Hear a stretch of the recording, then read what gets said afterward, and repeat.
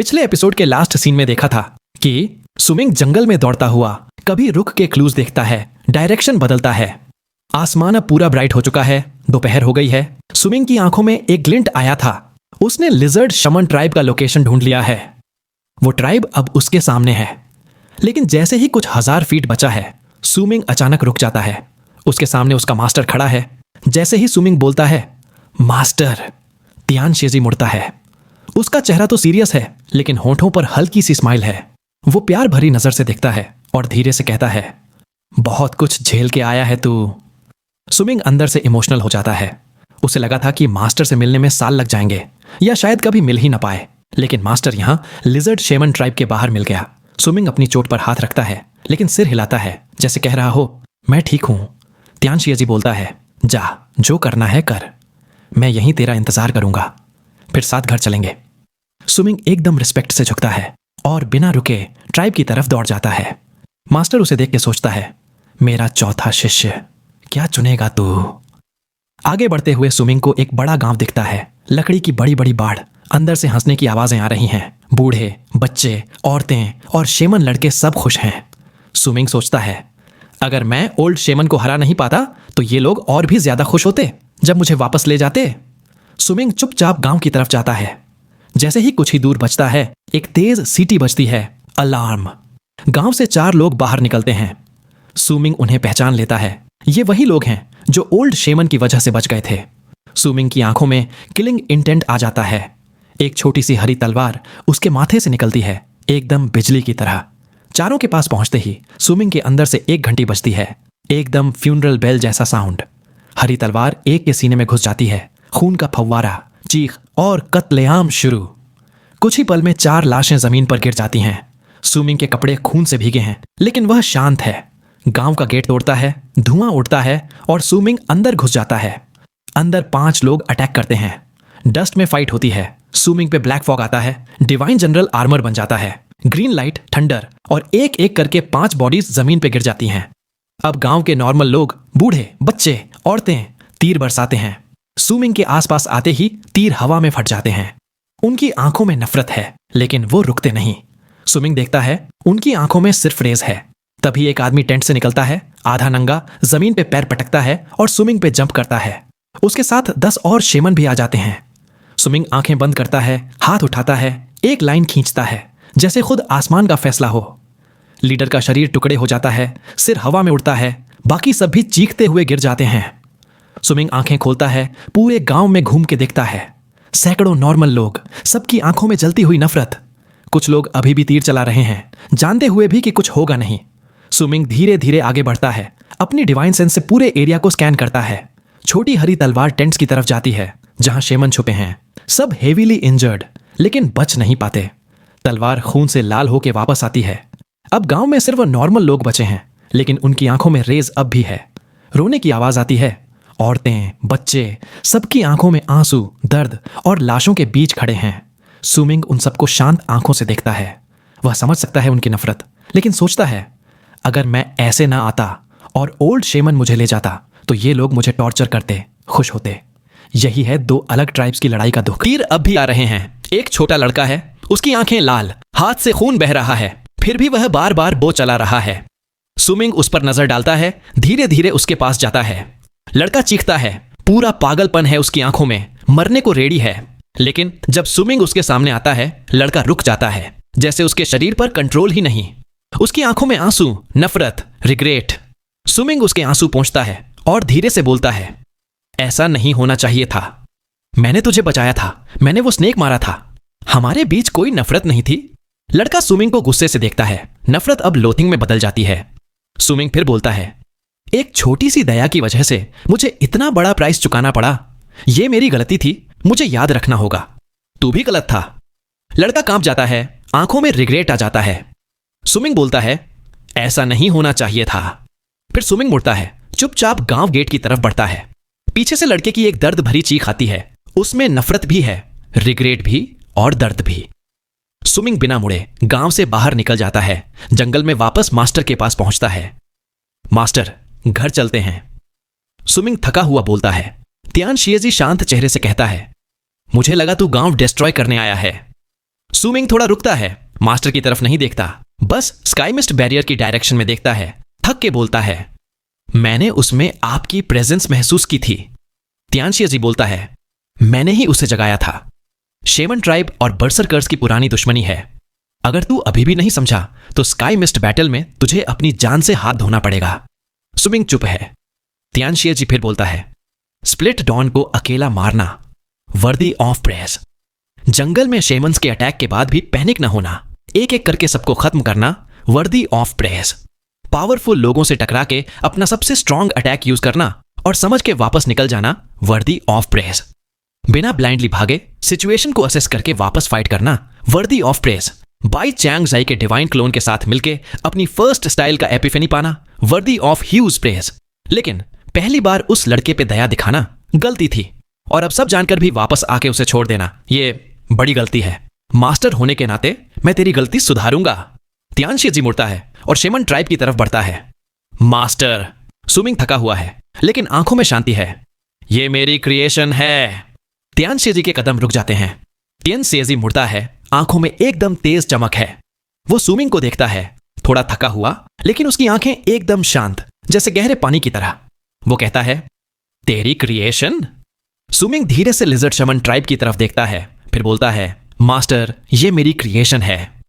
फिर वो अपने सीनियर ब्रदर्स के बारे में मास्टर को समझाता है। मैं एल्डेस्ट सीनियर ब्रदर की क्रिएशन को पूरी तरह नहीं समझता, लेकिन मुझे लगता है वो आइस और फायर को मिला रहा है। दोनों एक दूसरे के बिल्कुल ऑपोजिट हैं, लेकिन अगर वो सक्सेसफुल हो गया तो उसका मन एकदम क्लियर हो जाएगा। ये उसकी क्रिएशन है। फिर वो बोलता है, सेकंड सीनियर ब्रदर के पास हैंड्स ऑफ क्रिएशन हैं। दिन में वो पौधे उगाता है, रात को उन्हें जड़ से उखाड़ देता है। लाइफ और डेथ, क्रिएशन और डिस्ट्रक्शन दोनों को मिला रहा है। तियानशिया जी के चेहरे पर शांति है लेकिन अंदर से वो हिल चुका है। वो कहता है, आगे बता। सुमिंग बोलता है, थर्ड सीनियर ब्रदर भी दो ऑपोजिट्स को मिला रहा है, सच और झूठ, रियलिटी और सपना। वो हमेशा नशा करता है ताकि सपने और हकीकत के बीच जी सके। जब वो सच में जाग गया उसकी क्रिएशन कंप्लीट हो जाएगी। फिर सुमिंग मास्टर की तरफ देखता है। मास्टर, क्या मैं सही हूं? तियानशिया जी नजर में तारीफ के साथ सिर हिलाता है।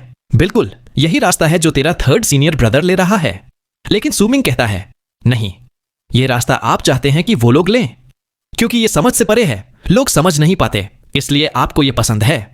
इसी वजह से लोग कहते हैं कि 9th समिट वाले अजीब हैं, लेकिन ये उनका असली रास्ता नहीं है, ये आपका है मास्टर। तियानशिया जी चुप हो जाता है। जंगल में कुछ पल के लिए शांति छा जाती है। सुमिंग धीरे से कहता है, मास्टर ये आपका रास्ता है, मेरा नहीं। तियानशिया जी पूछता है, तो तू क्या चाहता है? सुमिंग सिर हिलाता है, मुझे नहीं पता, शायद मैं बस अपनी आंखें खोलना चाहता हूं। तियानशिया जी पूछता है, और खोल के क्या देखना चाहता है? सुमिंग आसमान की तरफ देखता है, फिर बोलता है, हो सकता है मैं वो दुनिया देखना चाहता हूं जो और कोई नहीं देख सकता। तियानशिया जी क्यूरियस हो जाता है, ऐसी दुनिया देखना क्यों चाहता है? सुमिंग चुप हो जाता है, फिर धीरे से बोलता है, ताकि मैं खुद को देख सकूं, अपने असली आप को। तियानशिया जी के चेहरे पर स्माइल आ जाती है, फिर वो जोर से हंस पड़ता है। उसकी हंसी जंगल में गूंज जाती है। वो कहता है, बहुत अच्छा, तू वो देखना चाहता है जो कोई नहीं देख सकता, तो पूरी दुनिया नशा में होगी और तू अकेला होश में। ये कोई वाइस नहीं, ये तो एक नई जिंदगी है जिसका नाम भी मैं नहीं जानता। लेकिन याद रख, जब तू सच में जाग गया तो शायद तू इस दुनिया को बर्दाश्त न कर पाए, क्योंकि तू अवेक होगा। सुमिंग का बदन कांप जाता है, लेकिन वो मास्टर को देखता है और सिर हिलाता है। तियानशिया जी उसके कंधे पर हाथ रखता है और बोलता है, चल अब घर चलते हैं। एक बड़ा झोंका आता है, दोनों हवा में उड़ते हैं और शामन ट्राइब के आसमान में गायब हो जाते हैं। लेकिन मास्टर बोलता है, घर जाने से पहले मैं तुझे कुछ जगह दिखाना चाहता हूं, तो तुझे शामन ट्राइब और बर्जकर ट्राइब की असली दुश्मनी समझ आएगी और तू अपनी आंखें खोलने के लिए रेडी हो जाएगा। अब स्काई मिस्ट बैरियर के बॉर्डर पर एक माउंटेन रेंज के ऊपर तियानशिया जी और सुमिंग हवा में खड़े हैं। तियानशिया जी बोलता है, ध्यान से नीचे देख और बता क्या दिख रहा है। सुमिंग थोड़ा थका हुआ है लेकिन चोट कंट्रोल में है। वो नीचे देखता है, वहां कुछ बैरन माउंटेन्स हैं, बिल्कुल सूखे, कोई पौधा नहीं।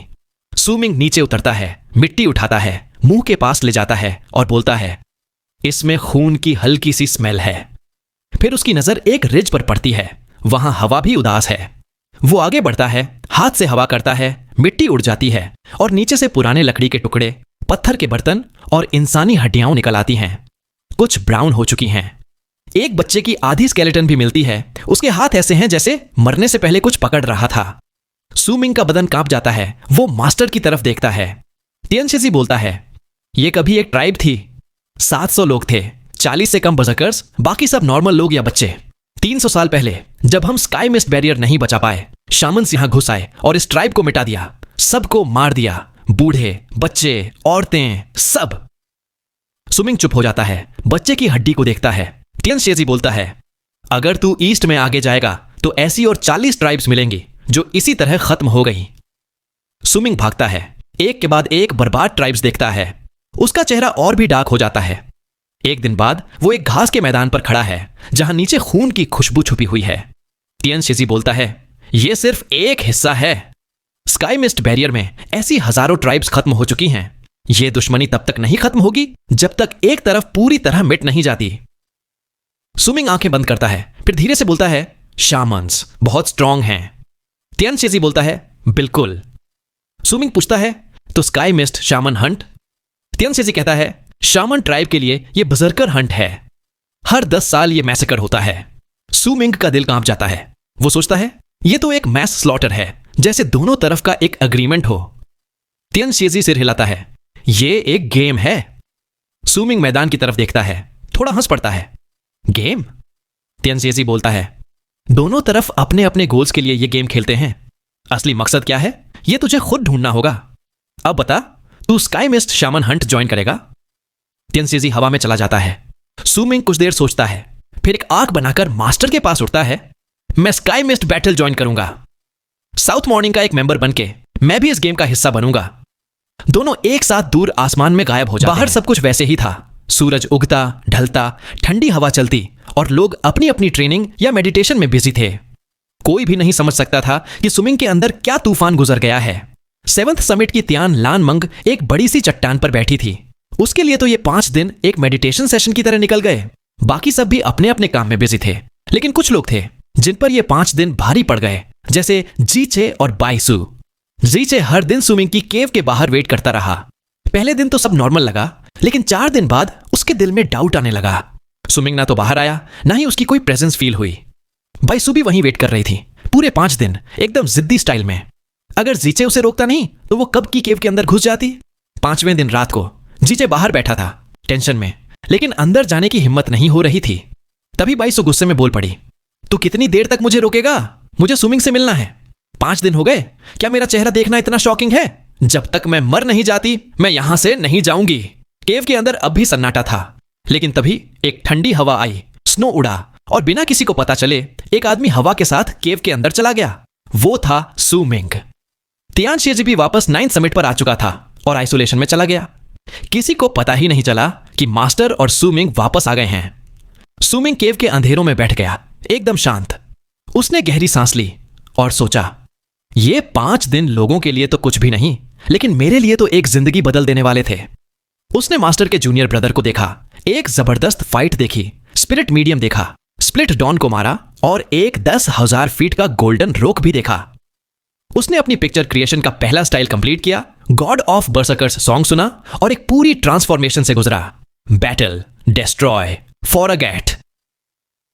सुमिंग सोचता है, इन तीनों में से सबसे आसान है डिस्ट्रॉय करना, सबसे मुश्किल है भूल जाना। लेकिन ये सब मास्टर के तरीके हैं, मेरे नहीं। वो धीरे से बोलता है, चेंज ऑफ हार्ट किसी भी इंसान या इवेंट से ट्रिगर होता है। लोग या तो उसे डिस्ट्रॉय करते हैं या भूल जाते हैं या फाइट करते हैं, लेकिन ये सब एस्केप है। अगर ये फीलिंग शुरू से ही थी तो मैं इसे फेस करूंगा, भागूंगा नहीं। सुमिंग ड्राइंग बोर्ड निकालता है, देखता है कि उसकी तस्वीर में उसका पैर घास में अटका हुआ है। वो मुस्कुराता है और धीरे से बोलता है, जीचे उसे अंदर आने दे। जीचे एकदम हैरान हो जाता है, लेकिन तुरंत बाऊ करके बाइसू को अंदर बुला लेता है। बाइसू एकदम तेजी से अंदर आती है, जीचे भी उसके पीछे। अंदर अंधेरा है, लेकिन सुमिंग की आंखों में एक नई ताकत है जो जीचे को फील होती है, जैसे अब सुमिंग एक नई शक्ति बन गया हो। जीचे झुक के बोलता है, ग्रीटिंग्स मास्टर। उसका दिल जोर जोर से धड़क रहा है। उसे लगता है सुमिंग अब पहले जैसा नहीं रहा। बाइसू भी अंदर आती है। पहले तो एटीट्यूड में थी, लेकिन सुमिंग की आंखों में कुछ देख के रुक जाती है। वो बोलती है, मैं बाइसू, ग्रीट अंकल मास्टर सू। सुमिंग उसकी तरफ देखता है, उस चेहरे को देखता है जो बिल्कुल बाईलिंग जैसा है। फिर सिर हिलाता है। कल से तू यहां आ सकती है, मैं तुझे ड्राइंग सिखाऊंगा, जिसे तुझे नहीं रोकेंगे। बाइसू हैरान हो जाती है, सोचती है अचानक से इतना चेंज क्यों। लेकिन सुमिंग एक कंडीशन रखता है, लेकिन एक रिक्वेस्ट है। बाइसू थोड़ा कॉशियस हो जाती है, आंखों में थोड़ा डाउट आ जाता है। वो बोलती है, बोलो, अगर हो सका तो करूंगी। सुमिंग शांत आवाज में बोलता है, जब भी तू मुझसे मिलने आए एक लंबी सफेद रोब पहन के आना, बाल खुले मत रखना, एक लाल स्ट्रॉ की डोरी से बांध लेना, दोनों कान के पास छोटी छोटी चोटियां छोड़ देना, बाकी बाल पीछे बांध लेना, माथे पे चमकदार क्रिस्टल्स लगाना ताकि स्नो की रोशनी उन पे पड़ते ही वो चमक उठे, और जब तू मुस्कुराए अपने कैनाइन्स दिखाना। बाइसू थोड़ा कंफ्यूज हो जाती है, लेकिन सुमिंग शांत रहता है। जब तू मेरी यादों की उस लड़की की तरह बनना चाहती है तो वैसे ही कपड़े पहन के आना, वो धीरे से बोलता है, फिर आंखें बंद कर लेता है। बाइसू थोड़ी देर चुप रहती है, फिर एक ठंडी सी आवाज निकालती है और वो बाहर निकल जाती है। जैसे ही बाइसू केव से निकलती है, जिचे रिस्पेक्टफुली सुमिंग को बाउ करता है और तेजी से बाहर चला जाता है। 100 फीट दूर जाकर ही वो एक गहरी सांस लेता है, फिर केव की तरफ देखता है। उसकी आंखों में सम्मान है। वो सोचता है, ये अब पहले जैसा नहीं रहा। अंधेरों में सुमिंग शांत सांस लेता है, मेडिटेट करता है। उसकी चोट अब कंट्रोल में है और धीरे धीरे वो ठीक भी हो रहा है। सुबह होती है, सुमिंग आंखें खोलता है। आंखों में एक अलग सी क्लैरिटी है। वो डार्कनेस के पार देखता है, ठंडी हवा उसके बाल उड़ा देती है। शेमन लैंड की वो बैटल, वो अपने हाथ देखता है, सोचता है, मैंने इस फाइट में कुछ गलतियां की हैं। सुमिंग अपना ड्राइंग बोर्ड उठाता है और उसकी बैक पर ड्राइंग शुरू करता है। पहले एक छोटी पहाड़ी, घना जंगल और वो खुद हिल पर खड़ा है। नीचे स्प्लिट डॉन आ रहा है। मैं एनिमी पर ध्यान तो दे रहा था, लेकिन टेरेन नहीं देखा। अगर मैं ज्यादा कॉशियस होता तो शायद चोट नहीं लगती। फिर वो बोर्ड को साफ करता है, दूसरा सीन बनाता है, जंगल और उसके चारों तरफ शेमन्स आ रहे हैं। मैं ज्यादा विजिलेंट नहीं था। अगर पहले से ट्रैप्स लगा लेता या रेड मीडो निकाल लेता तो मुझे अपने एल्डेस्ट सीनियर ब्रदर का ट्रेजर यूज नहीं करना पड़ता, इतनी चोट भी नहीं लगती। फिर वो ओल्ड शेमन के चेस का सीन बनाता है। इस फाइट में सुमिंग कहता है, अगर पहले वाली गलतियां नहीं होती तो ये बैटल भी इतनी मुश्किल नहीं होती। सुमिंग सोचता है, मुझे हर मूव सोच समझ के करनी होगी। डेंजर कभी भी आ सकता है, सिर्फ तभी मैं स्ट्रांग बन सकता हूं और शेमन हंट में सरवाइव कर सकता हूं। वो अपनी आंखें बंद करता है, सब लेसन्स अपने दिमाग में एंग्रेव कर लेता है। फिर सोचता है, मेरे पास डिवाइन एबिलिटीज कम हैं। स्पीड पहले मेरी स्ट्रेंथ थी, लेकिन ओल्ड शेमन के सामने वो भी कम पड़ गई। डिवाइन जनरल आर्मर भी ज्यादा स्ट्रांग नहीं है, क्योंकि असली आर्मर तो ग्रेट यू डायनेस्टी में है। हान माउंटेन बेल है, लेकिन वो भी सिर्फ स्टन के लिए यूज होती है। एन्चेंटेड वेसल्स भी कम हैं, मेडिसिनल पिल्स भी खत्म हो रही हैं। स्पिरिट प्लंडर पावरफुल है, लेकिन अगर मेरे पास 2-3 और होते तो शायद मैं और भी स्ट्रांग होता। वो अपने गले की ब्लैक स्टोन को छूता है, सोचता है, ओल्ड शेमन ने कहा था कि स्पिरिट प्लंडर असल में शेमन ट्राइब का बैरन कोर है। क्या यह स्टोन फ्रैगमेंट शेमन ट्राइब से आया है? शायद नहीं। सुबह की रोशनी केव में आती है। सुमिंग गहरी सांस लेता है। अब उसके मन में क्लियर डायरेक्शन है। उसको क्या प्रिपेयर करना है, क्या सीखना है और कैसे स्ट्रांग बनना है। 6 दिन बाद सुमिंग फाइनली अपनी केव के प्लेटफॉर्म पर खड़ा होता है। ठंडी हवा में आसमान, क्लाउड्स और समुंदर को देखता है। उसे लगता है अब वो स्काई मिस्ट बैरियर के उस पार की दुनिया को महसूस कर सकता है। तभी एक प्यारी सी आवाज आती है, यंगेस्ट जूनियर ब्रदर, मॉर्निंग। सुमिंग मुड़ता है, देखता है सेकंड सीनियर ब्रदर आ रहा है, यूजुअल जेंटल स्माइल के साथ। सेकंड सीनियर ब्रदर, आज इतनी जल्दी? सुमिंग हैरान होता है, क्योंकि वो यूजुअली दोपहर तक सोता है। सेकंड सीनियर ब्रदर थोड़ा स्टाइल मारते हुए बोलता है, एक बात फाइनली समझ आई है, जल्दी उठना अच्छा होता है। वो अपना चेहरा धूप की तरफ कर लेता है। सुमिंग मुस्कुराता है। तभी सेकंड सीनियर ब्रदर सुमिंग को ध्यान से देखता है, बॉडी को टैप करता है, एक चक्कर लगाता है, फिर सीरियस होकर पूछता है, फोर्थ, सच बता, क्या मास्टर रात को पर्पल रोब में तेरे पास आया था? तूने क्या जवाब दिया? सुमिंग स्माइल करते हुए बोलता है, मैंने कहा, मैं देखना चाहता हूं। सेकंड सीनियर ब्रदर एकदम शॉक्ड हो जाता है, फिर जोर से हंस पड़ता है। ये तो नो गुड, क्यों मैं ये नहीं सोच पाया? अगली बार मास्टर आया मैं भी यही बोलूंगा। तभी आसमान में 7th समिट से 2 लॉन्ग आर्क्स निकलते हैं, एक लड़की आगे, एक पीछे। पहली है जी यान, चेहरे पर थोड़ा गुस्सा, जैसे आना नहीं चाहती थी। वो जी 6 को घूरती है, वो तुरंत सिर झुका लेता है। सेकंड सीनियर ब्रदर स्टाइल से बोलता है, मिस जी यान, चलिए। दोनों हवा में आर्क बना के दूर चले जाते हैं। सुमिंग उन दोनों को नहीं देखता। उसकी नजर दूसरी लॉन्ग आर्क पर पड़ती है। एक लड़की, सफेद कपड़े, बाल लाल डोरी से बंधे, दोनों कान के पास छोटी छोटी चोटियां, माथे पे चमकदार क्रिस्टल्स।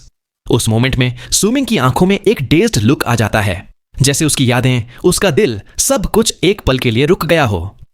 सीन शिफ्ट होता है। सुबह का समय है। सफेद कपड़ों में बाइसू, जिसके चेहरे पर प्यारी सी स्माइल है।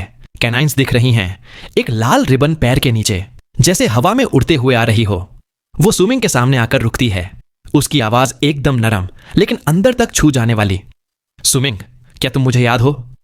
हवा में बर्फ उड़ती है। दोनों के बीच एक पल के लिए कुछ भी नजर नहीं आता, फिर सब कुछ क्लियर हो जाता है। बाइसू, या शायद सुमिंग की यादों की वो लड़की, उसके सामने खड़ी है। उसकी खुशबू, उसकी आंखों की चमक, उसके माथे के क्रिस्टल्स, सब कुछ सुमिंग के दिल की गहराइयों तक जाता है। वो धीरे से बोलती है, सुमिंग, तुम मुझे याद हो? मेरा नाम याद है?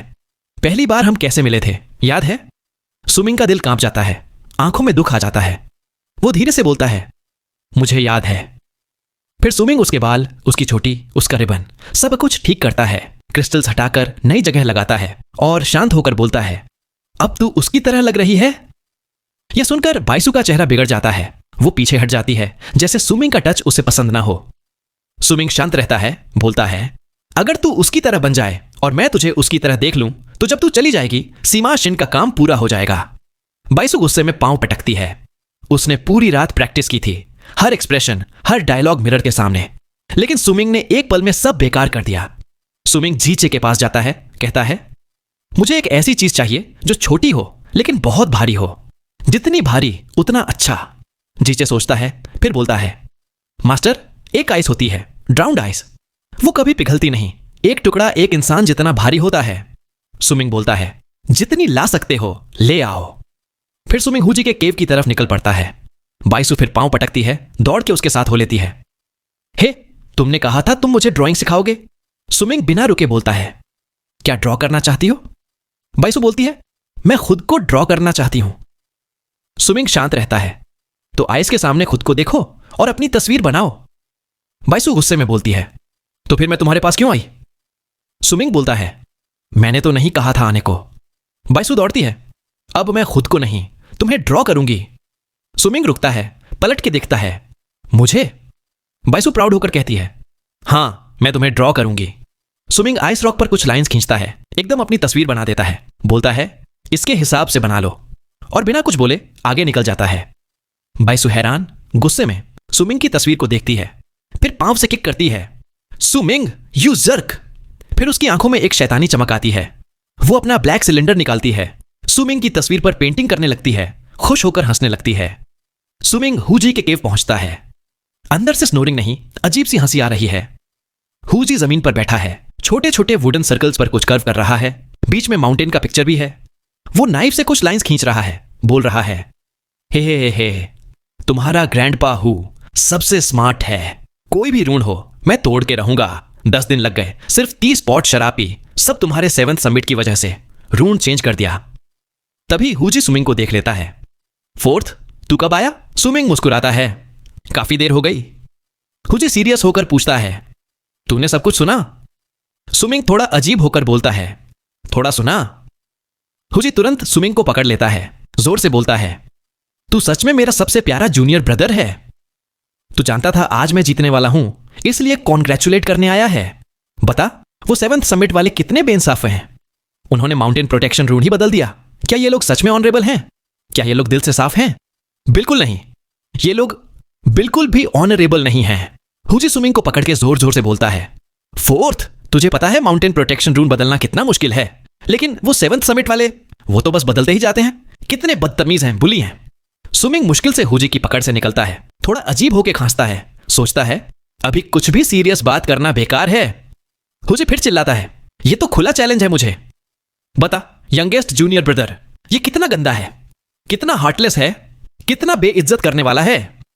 हुजी पूरा केव में इधर उधर घूम रहा है, बाल बिखरे हुए, एकदम पागल साइंटिस्ट जैसा लग रहा है। मैं उनका ऋण कितनी बार रिपेयर कर चुका हूं, अब बिना बताए बदल दिया। ये लोग बिल्कुल भी ऑनरेबल नहीं हैं। सुमिंग पीछे हटने लगता है। 3rd सीनियर ब्रदर, मुझे कुछ काम है, मैं। हुजी तुरंत रास्ते में आ जाता है। मत जाओ, तुम्हें तो पता भी है 7th समिट ने अपना रूंड ऑलरेडी 6 बार बदला है और हर बार ज्यादा कॉम्प्लेक्स बना देते हैं। इस बार तो हद कर दी, 10 दिन लग गए मुझे सॉल्व करने में, 10 दिन। फिर हुजी की आंखों में चमक आ जाती है। लेकिन मैं फिर भी तोड़ दिया। मैं सबसे स्मार्ट हूं। देख, ये सब पिक्चर्स, ये मेरा पाथ है। वो जमीन पर नाइफ से एक जिगजैग लाइन खींचता है।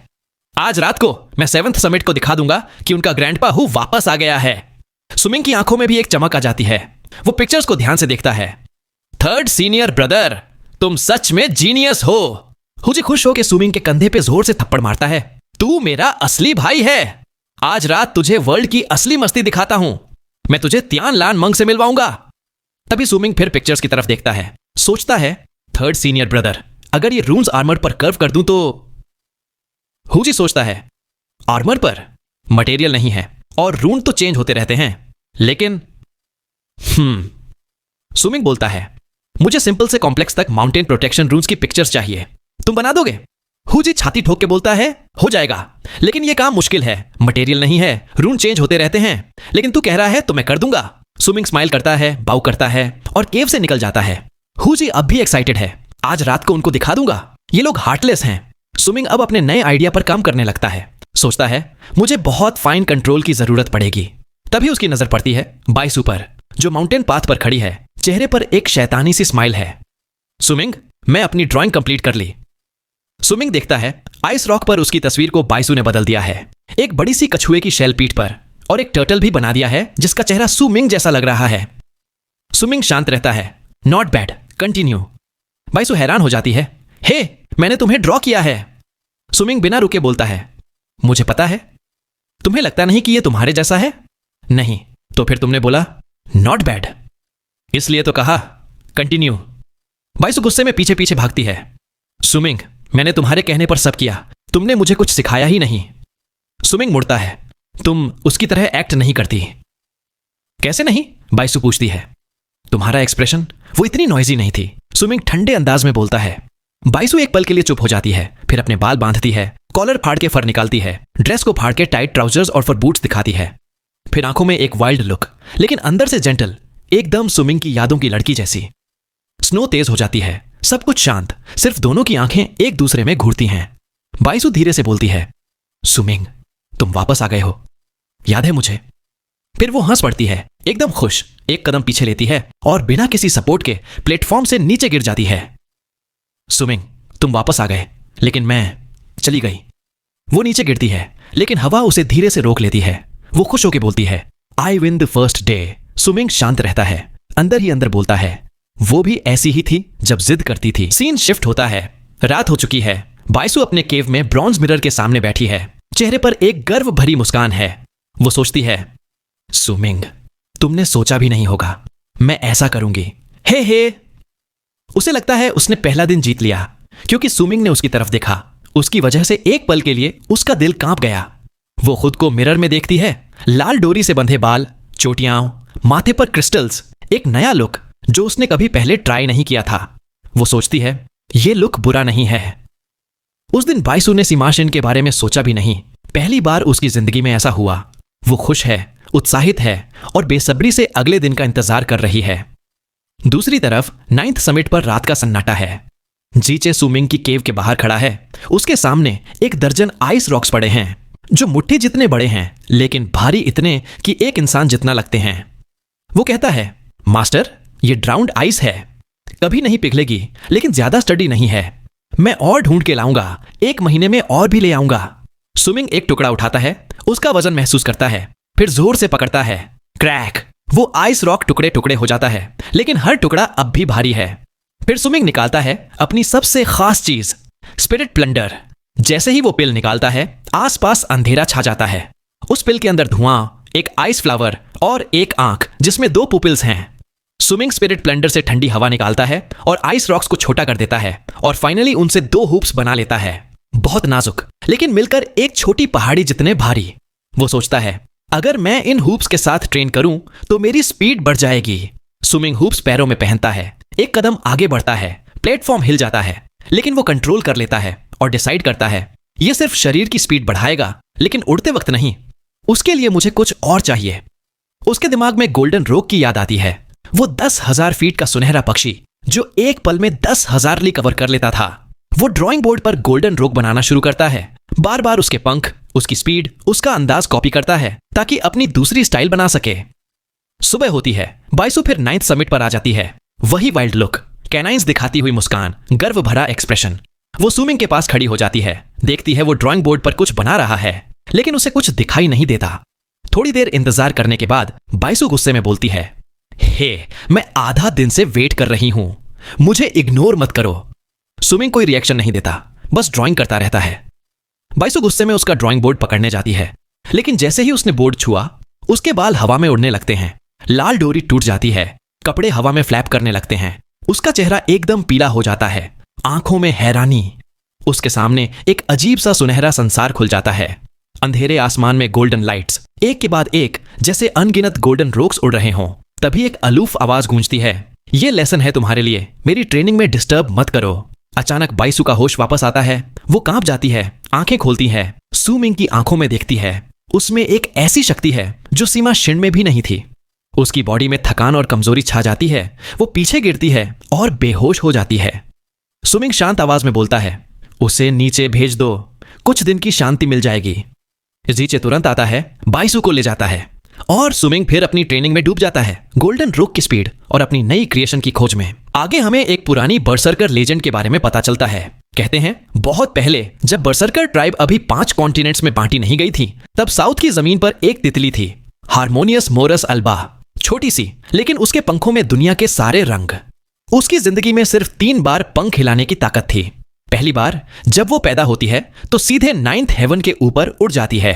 दूसरी बार अपनी जिंदगी के पीक पर, जब अपने रंग दिखाने के लिए पंख हिलाती है, लेकिन कोई साथी नहीं मिलता। तीसरी बार जब जिंदगी खत्म होती है तो पूरी ताकत से पंख हिलाती है। उसका बदन रोशनी के टुकड़ों में बिखर जाता है और वो टुकड़े जमीन पर गिरकर कोकून बन जाते हैं। लेकिन सिर्फ एक कोकून से नई तितली निकलती है।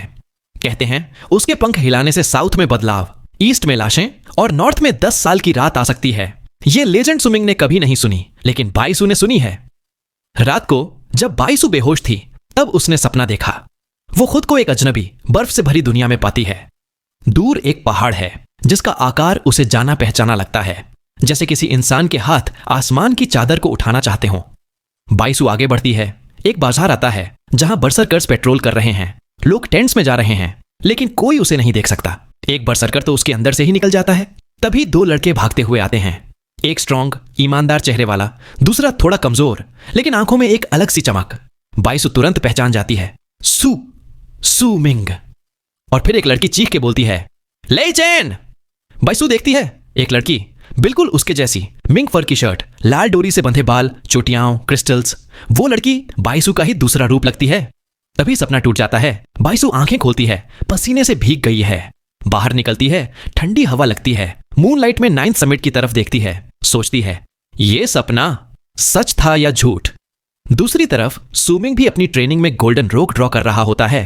तभी एक अजीब सपना उसके दिमाग में आता है।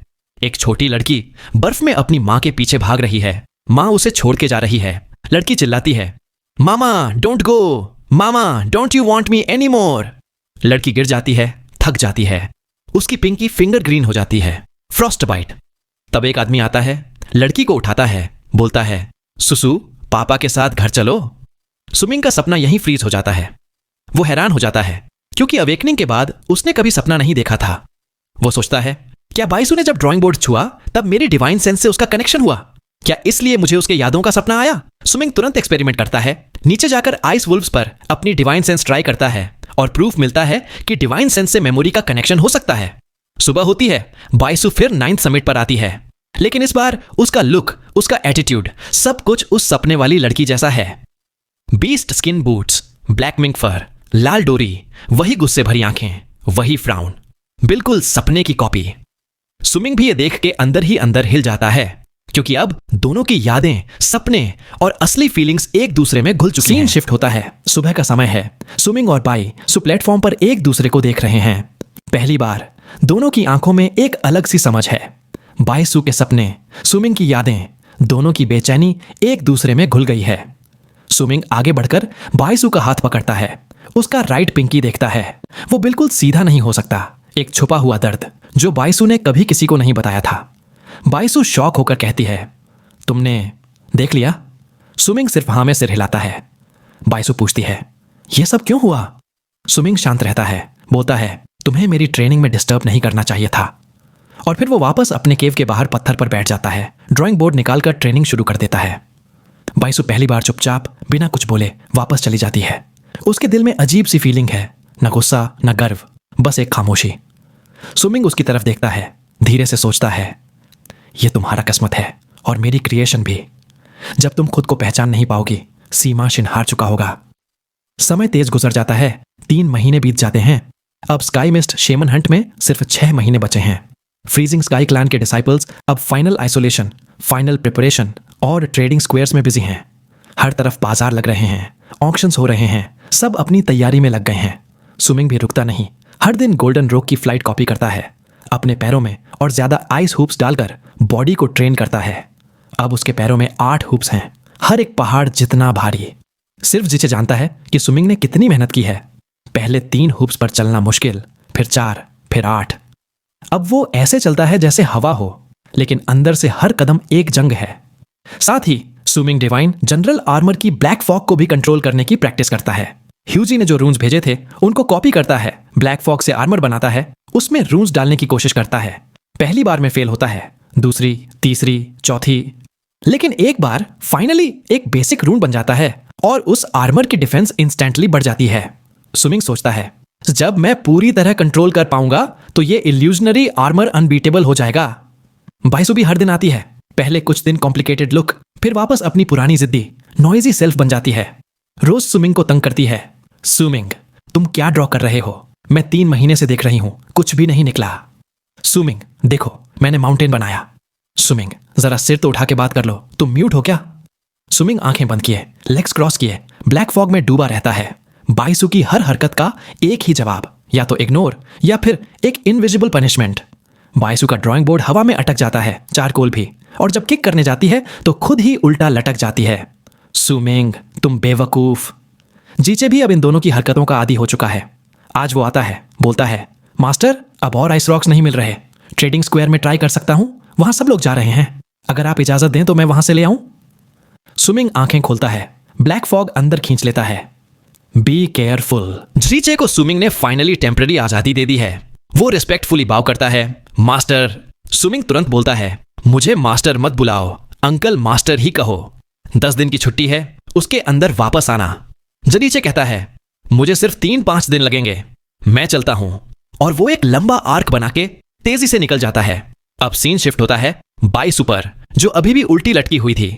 सुमिंग एक हाथ के इशारे से उसे सीधा कर देता है। ड्राइंग बोर्ड और चारकोल उसके पास आ जाते हैं। बाइसु अब भी गुस्से में है, एकदम एंग्री लायन कब जैसी लग रही है। सुमिंग तुम। सुमिंग शांत लेकिन थोड़ा मुस्कुराते हुए बोलता है, अगर ज्यादा शोर मचाया तो आज ही माउंटेन से निकाल दूंगा और कभी नहीं बताऊंगा मैं क्या ड्रॉ कर रहा हूं। बाइसु की क्यूरियोसिटी सुमिंग ने पकड़ ली है। अब वो चुप हो जाती है, लेकिन आंखों में आग अब भी है। सुमिंग फिर अपने ड्राइंग बोर्ड पर गोल्डन रोक की फ्लाइट कॉपी करने लगता है, पूरी अटेंशन के साथ। शाम ढलती है, बाइसु का पेशेंस टूटने लगता है। वो सुमिंग के पास आती है, प्रिटेंड करती है जैसे सब समझ रही हो। मैं जानती हूं तुम क्या ड्रॉ कर रहे हो। हाँ यही है ना, देखो यहां ब्रश स्ट्रोक गलत है, यहां थोड़ा और डिटेल चाहिए। सुमिंग एकदम स्टोन जैसा, कोई रिएक्शन नहीं। बाइसु की इरिटेशन और बढ़ जाती है। You self conceited, egotistical jerk, pretending to be mysterious, pretending to be deaf, jerk. गुस्से में वो अपना ड्राइंग बोर्ड सुमिंग के सामने रख के चली जाती है, लेकिन जाते जाते भी एक छोटी सी स्माइल उसके चेहरे पर आ जाती है। कल पूछूंगी देखा या नहीं। बाइसु खुश खुश बाल डांस करते हुए माउंटेन चढ़ रही होती है। तभी उसकी फ्रेंड चेन चान एयर मिलती है। अरे सुसु इतनी खुश क्यों है? बाइसु थोड़ा ब्लश करती है, फिर दोनों मस्ती करती हैं, एक दूसरे को चिढ़ाती हैं, हंस हंस के माउंटेन चढ़ती हैं। फिर चेन चान एयर थोड़ा सीरियस होकर पूछती है, सुसु सुना है तू 9th समिट जा रही है कुछ महीनों से? वो सुमिंग, मुझे बिल्कुल पसंद नहीं, बहुत एटीट्यूड है उसमें। सिर्फ सी मां से टाई हो गया तो क्या, कौन समझता है अपने आप को? बाइसु पहले कुछ नहीं बोलती, फिर बोलती है, बस करो, वो इतना बुरा नहीं है जितना तुम कह रही हो। खुद बाइसु को भी ये रियलाइजेशन हैरान कर देती है, क्योंकि अब उसके दिल में सुमिंग को लेकर गुस्सा कम, क्यूरियोसिटी और अटैचमेंट ज्यादा हो चुकी है। सीमा शिन वो अलग है, लेकिन सुमिंग उसकी अपनी दुनिया है, उसमें कोई घुस नहीं सकता। तभी बाइसु अपने केव की तरफ चली जाती है। चेन चान एयर स्पीचलेस रह जाती है। दूसरी तरफ सुमिंग अपना ड्राइंग बोर्ड देख रहा है, सोच रहा है, 3 महीने हो गए मैं गोल्डन रोक की फ्लाइट का सीक्रेट नहीं समझ पा रहा। क्या मिसिंग है? तभी उसकी नजर बाईसू के ड्राइंग बोर्ड पर पड़ती है। उस पर एक लड़की है, हाथ कमर पर, एक ह्यूज पिक को किक कर रही है। पिक के माथे पे लिखा है सू मिंग। सू मिंग पहले तो सिर्फ स्माइल करता है, लेकिन फिर उसकी आंखों में एक चमक आ जाती है। क्या यही मिसिंग था? और हाँ, अब ये पार्ट यही खत्म करते हैं। आगे की स्टोरी आने वाले नेक्स्ट पार्ट में पता चल रही होगी। साथ ही अगर आप में से कोई पहली बार हमारे चैनल पर आया है तो मैं केवल यही बोलूंगा कि आप हमारे चैनल को सब्सक्राइब कर सकते हैं। साथ ही अगर आपको यह वीडियो पसंद आई हो तो वीडियो को लाइक करके एक प्यारा सा कमेंट भी कर देना, जिससे मुझे भी खुशी होगी। और अगर आप चाहे तो इस वीडियो को अपने दोस्तों के साथ शेयर भी कर सकते हैं।